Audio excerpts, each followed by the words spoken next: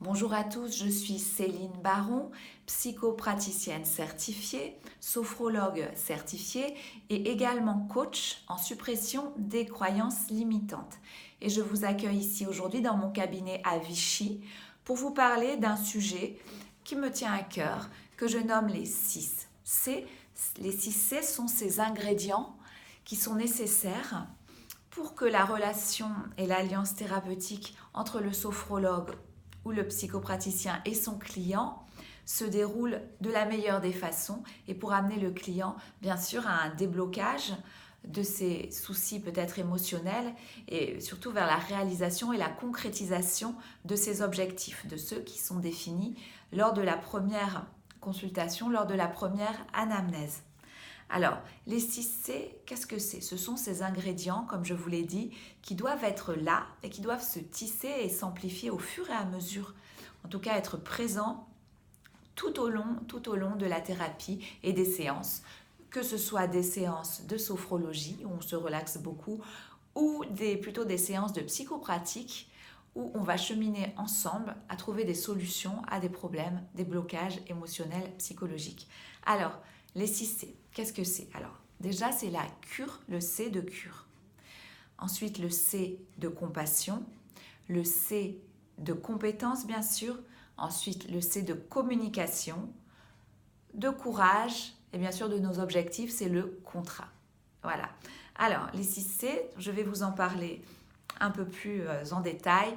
Donc, la cure. Alors bon, c'est un bien grand mot qu'on utilise pour dire que le client va rentrer dans un processus de thérapie. Il y a une alliance thérapeutique ou une alliance sophronique qui va se mettre en place entre le thérapeute et son client.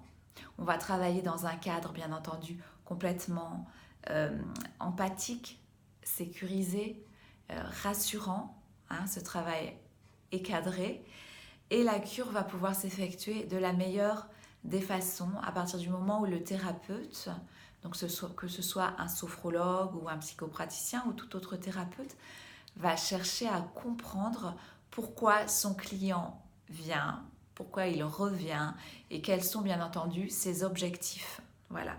Donc le premier C, c'est le C de cure parce que bien entendu, si on ne compte pas améliorer le niveau de bien-être de son client, on est complètement hors sujet. Ensuite, le deuxième C, c'est le C de compassion. Alors la compassion, qu'est-ce que c'est? C'est pouvoir entendre les soucis, entendre les blocages, entendre les émotions agréables ou désagréables de son client et pouvoir comprendre son point de vue et souvent aussi sa souffrance. Alors bien sûr, pour pouvoir faire preuve de compassion, il faut soi-même, je pense, avoir un certain âge ou en tout cas avoir un certain vécu qui va nous permettre de comprendre ce que l'autre expérimente actuellement. Si on n'a jamais vécu soi-même le deuil compliqué, le renoncement, ce qu'on peut considérer comme des échecs parfois ou des réussites, si on n'a pas cheminé soi-même, si on n'a pas suivi soi-même une psychothérapie, si on n'a pas été engagé dans un travail sur soi, ça va être beaucoup plus compliqué de faire preuve de compassion. La compassion va aussi grandir avec l'âge, avec la pratique et avec les clients, puisque finalement, que ce soit de la psychopratique ou de la sophrologie, c'est la rencontre qui va importer vraiment. Il y a quelque chose qui va se passer à un moment donné, qui va se passer ou qui ne va pas se passer d'ailleurs. C'est pour ça que c'est important de bien choisir son thérapeute. Donc cette compassion-là, elle doit être présente tout au long des séances, que ce soit pour de la sophrologie à visée thérapeutique ou à visée simplement relaxante, pour de la relaxation, ou que ce soit pour de la psychopratique où là on va vraiment cheminer ensemble et où on va converser solution. Voilà. Ensuite, il y a bien sûr la compétence du thérapeute. Alors personnellement, je suis formée en continu. Si vous regardez un petit peu autour de moi, vous allez voir, alors je les ai mis par ici, et puis aussi par là, et puis un peu plus loin, dans mon cabinet. Alors, c'est ce petit coin-là qui est dédié à tout ce qui est deuil compliqué et stress post-traumatique. Alors, tout ça, c'est des certificats de formation. Alors, je ne les affiche pas pour montrer que j'ai des diplômes, parce que ce ne sont pas des diplômes, ce sont pour moi ce que je nomme de simples parchemins, des papiers qui prouvent que j'ai suivi plus ou moins, voilà, que j'ai suivi de plus ou moins longues formations sur des sujets qui se rapportent à mon métier, la plupart du temps, mais parfois aussi sur des sujets qui me tiennent à cœur. Par exemple, quand je me suis installée à Vichy, j'ai changé de clientèle puisqu'auparavant j'étais dans le 51 avec une clientèle relativement jeune, avec des problèmes tout à fait différents de ceux qu'on peut rencontrer ici sur Vichy. Et je me suis rendu compte que j'avais une partie de ma clientèle, contrairement à avant, qui était assez âgée et qui expérimentait beaucoup de problèmes de deuil.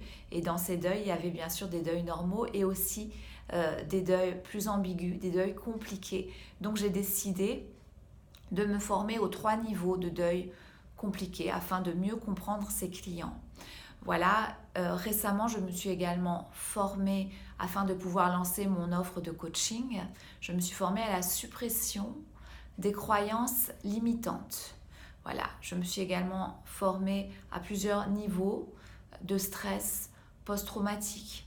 Mais à côté de ça, comme j'accompagne aussi des gens qui travaillent en entreprise, et notamment des chefs d'entreprise, eh bien, j'ai aussi un MBA qui m'a permis, bien entendu, de rester connectée au monde du travail. Donc voilà, donc les compétences sont multiples. Par exemple, quand j'ai été formée à la psychopratique, je suis également passée par toutes les thérapies cognitives, la psychogénéalogie et d'autres techniques. La relaxation, plein de techniques comme ça que j'ai pu apprendre. Et finalement, je me retrouve un peu en guidant des gens, mais en étant aussi une éternelle étudiante, j'ai envie de dire, à la grande école de la vie, mais aussi en formation continue, parce que finalement, je pense que le thérapeute doit être suivi lui-même et se former tout au long de son existence et en tout cas de sa pratique. Voilà, donc ça c'est le 3e C. Donc on a la cure, la compassion et la compétence. Et au-delà de ça, il y a quelque chose qui me tient à cœur et qui est la communication, puisque moi-même je viens, mon premier cursus, c'était un cursus de communicante, puisque j'ai fait de hautes études, des études supérieures en communication. Voilà, alors c'était de la communication sous toutes ses formes, et notamment de la communication rédactionnelle et visuelle. C'était mon premier métier, donc c'est vrai que j'ai une aptitude à communiquer. Et la communication, pour moi, c'est vraiment le pilier central de mes métiers, la psychopratique, la sophrologie et le coaching en suppression des croyances limitantes. Parce que bien sûr, c'est en communiquant avec son client que le thérapeute va comprendre ce qui se passe et peut-être aussi comprendre ces mécanismes qu'il doit désamorcer par différentes techniques, que ce soit l'hypnose légère, qui va intervenir en sophrologie, la relaxation, le jeu de rôle et plein de techniques comme ça qui vont permettre de désamorcer des situations, des blocages émotionnels. Voilà, donc ça c'est le 4e C, c'est celui de communication.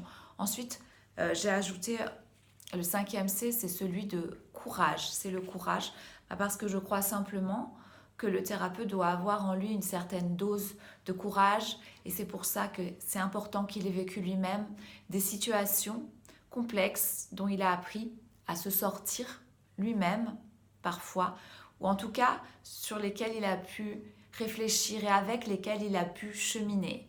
C'est important pour le thérapeute d'augmenter régulièrement sa dose de courage, du courage au quotidien déjà, pour pouvoir aider les autres et écouter des histoires, écouter un vécu parfois qui peut être douloureux ou difficile, ou dans lequel, bien entendu, il peut, par projection, se reconnaître. Donc voilà, mon 5e C, celui qui va rentrer dans la thérapie, que ce soit en psychopratique, en sophrologie ou en coaching sur les croyances limitantes, et ben ça va être le C de courage. Et enfin, alors le dernier, et celui que j'aurais pu mettre en premier d'ailleurs, c'est le C de contrat. Voilà, parce que ce soit en sophrologie, en psychopratique ou même en coaching sur les croyances limitantes, il y a ce contrat qui est écrit, qui à la suite de l'anamnèse va être défini avec le client. On va définir des objectifs, différents objectifs, des objectifs à atteindre. Bien entendu, le client peut, au fil du temps et de la thérapie, venir modifier certains points du contrat, ce que j'appelle vraiment une entente signée, un contrat avec des objectifs. Comme ça, on sait tous les deux vers quoi on va et on sait surtout, on peut qualifier vraiment la collaboration et qualifier à combien de pourcents chaque objectif va être rempli. Et c'est important d'avoir ce côté très concret, c'est ce contrat qui est vraiment primordial et qui va définir notre entente et nos objectifs de collaboration. Voilà, en tout cas, pour ma part, c'est de cette façon que je travaille et j'avais envie aujourd'hui de vous en parler. Voilà, je vous souhaite une agréable journée à Vichy et ailleurs. Au revoir.